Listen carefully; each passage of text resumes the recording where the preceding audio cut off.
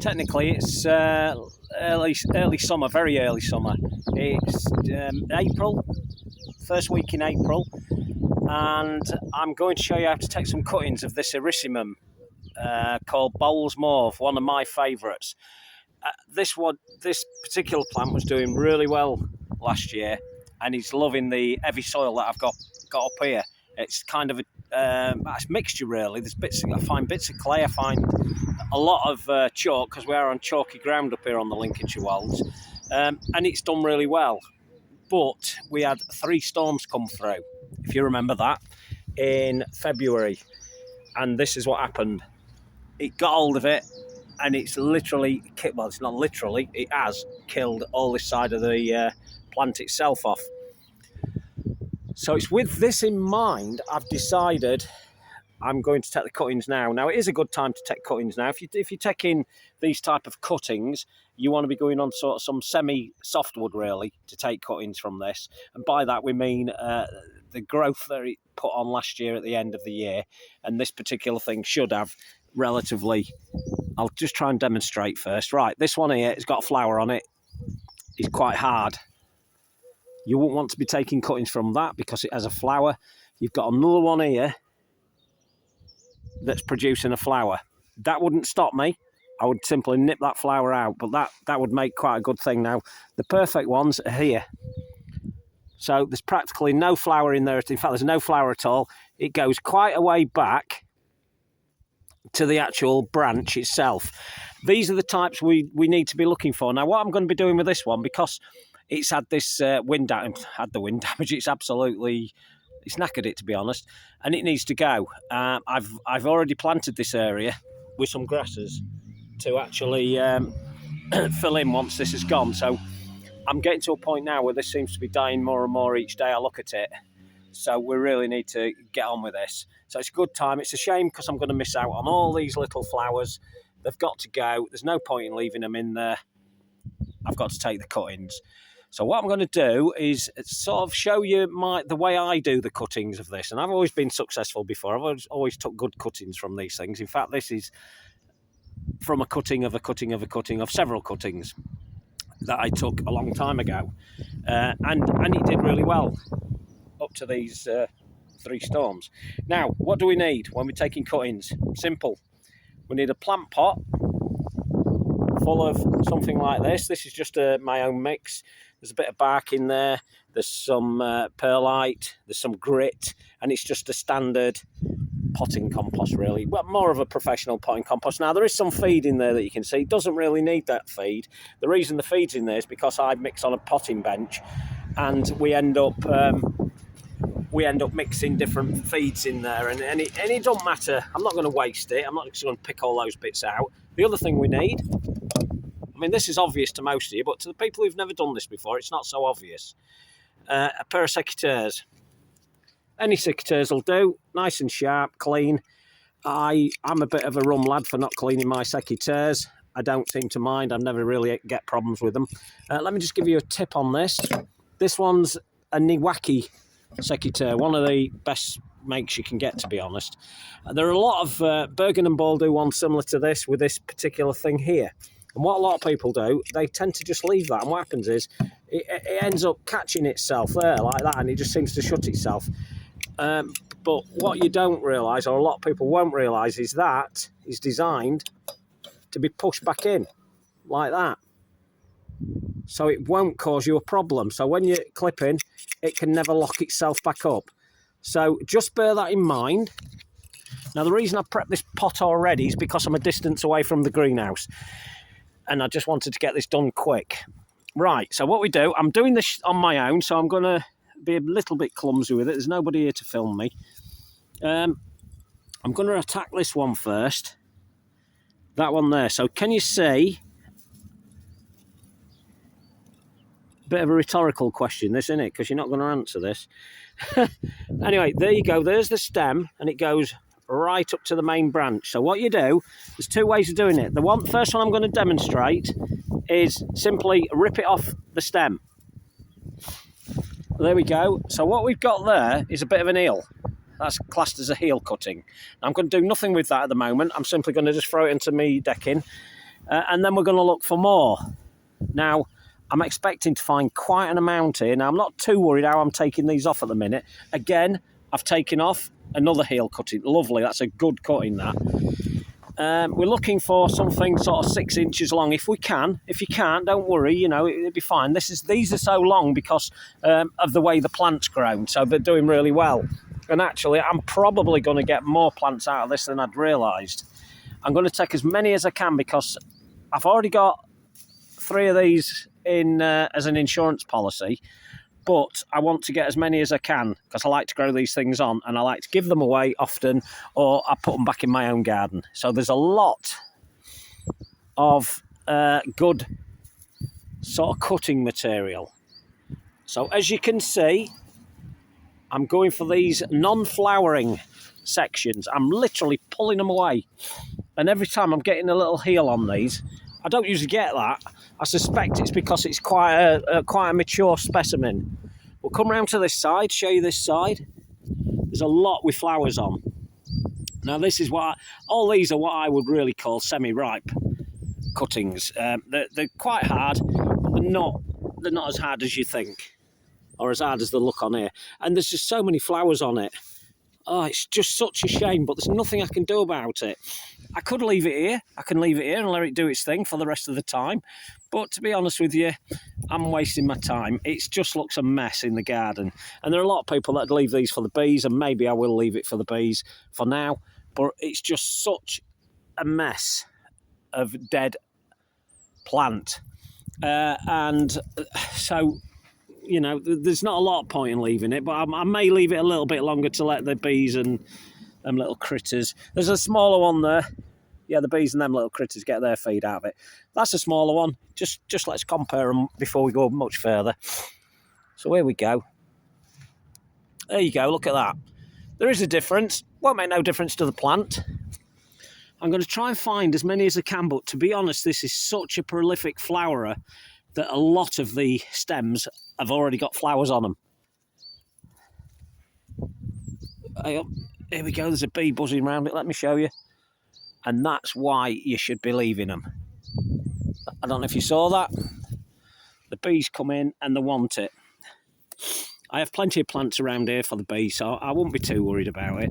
But I may just leave it laying here for the next week or two to let some of these develop. But it's going to slowly die. And that's why I'm trying to get these cuttings now. Now there's an even smaller cutting. We'll show you that in a minute, so we can make our decisions as to which one we want to take it from. Nothing scientific here. It's all experience. If you're a novice still, just do whatever. Do the best you can. Read your books if you want to. We're getting quite a few now, and you can get loads. You can get loads of these. Some are starting to develop flowers within them, which I'll have to go through, and we shall weed those ones out, or we shall nip those ones out, because there are other ways of doing it. There's a good one. There's a good one. So you can see we're getting quite a collection. Don't be greedy. Don't take too many, because you've got to look after these things. And if you've got 30 or 40 of these things, believe me, it can be a bit of a nightmare. Just trying to keep on top of them all. There's another good one. But it's a bit of an experiment with some of these. I'm taking bigger ones, I'm taking smaller ones, and I'm trying to find what I can. And I'm quite impressed that I'm finding as many as I am. I would expect to find quite a lot on here, but what happens with plants when they suffer damage like this, they tend to go into the swan song. They flower prolifically anyway, but they flower even more when this sort of damage happens, and that's kind of a dying swan song song that they do. They just want to produce the seed quick, and they want to get it spread out there,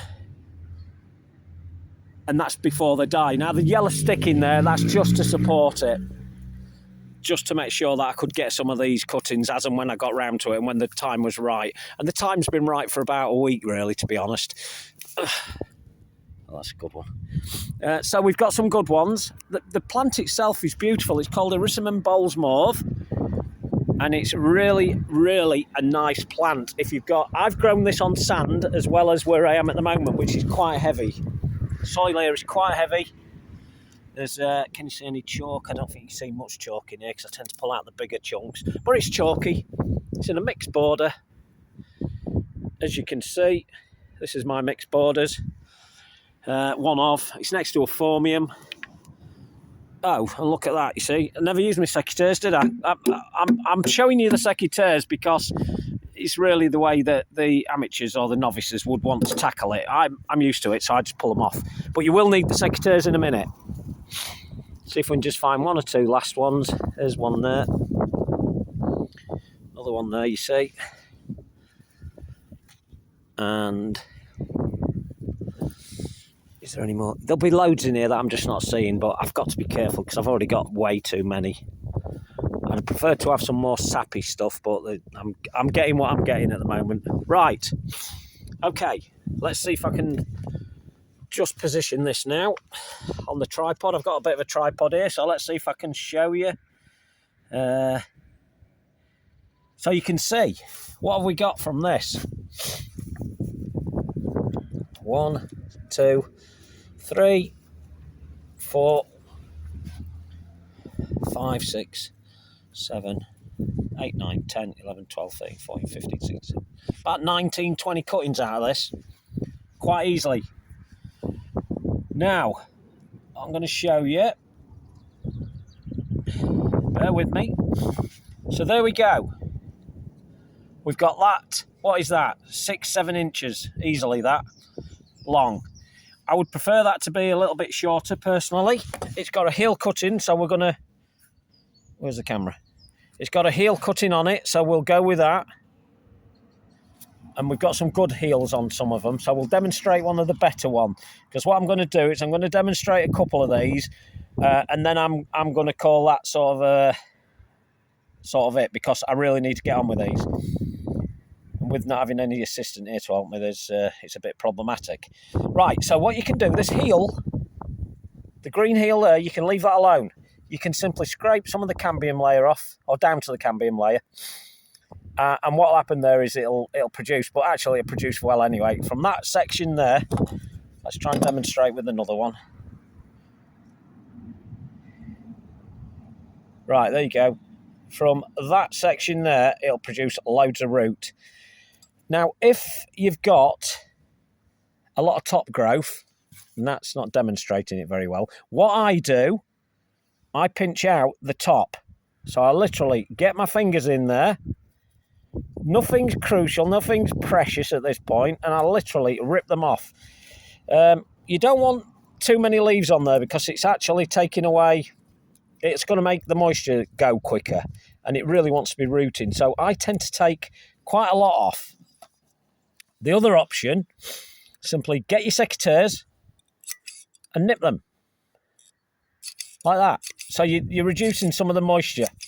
And that would be the better cutting for you. So we've got a nice long cutting there that's going to go into the pot. Let's show you. Put it in. If you want to use rooting compound, you can. So be it. But as I've said, the rooting compound really is to stop the rot. It's to stop it rotting. But it will help. So if you're not sure, dip it into that. And if you are dipping it into rooting compost, then, sorry about the sniffing. Still got a cold.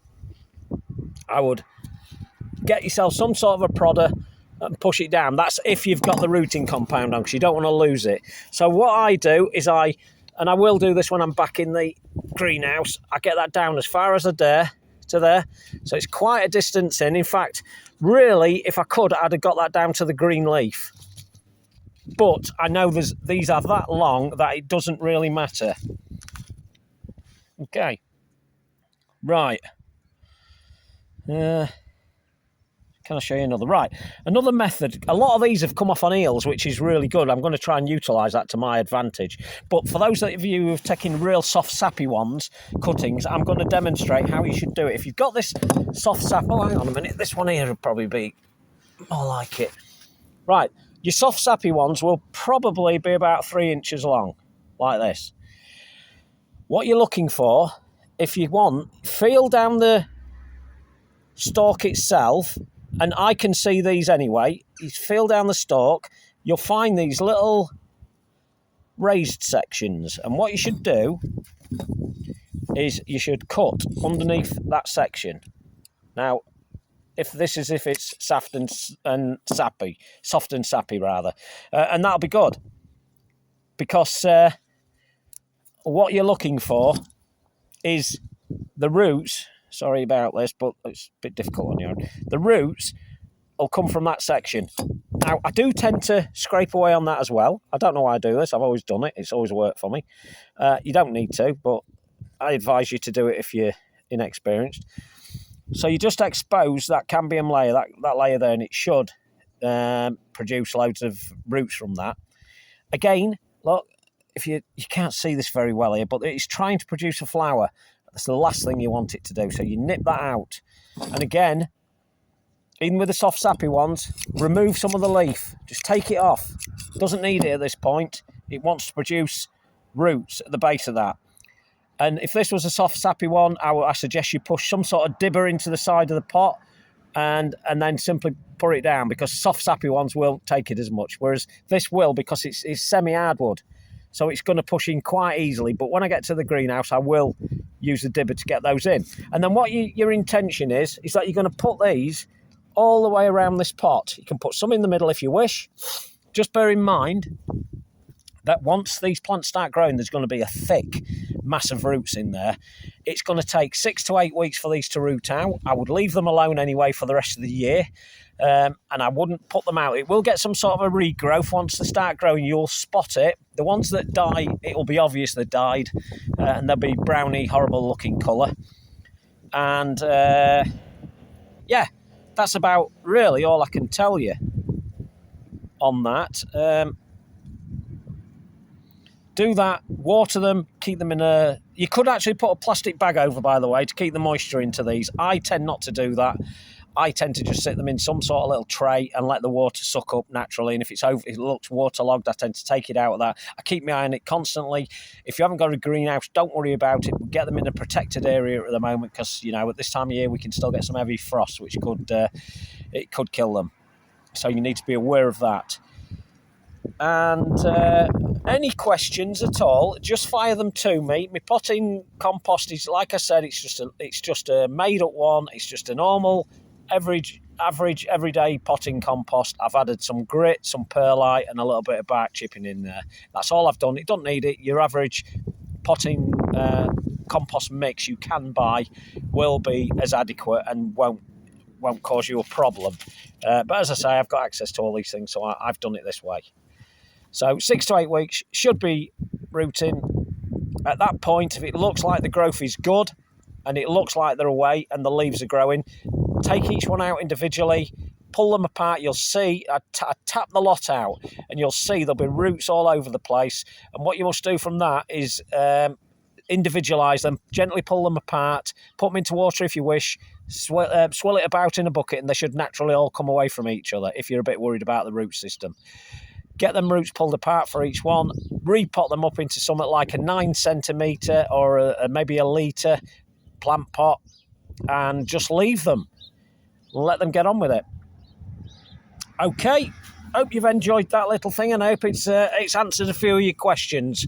I'll leave it at that, and we'll catch you on the next one. Ta-ra!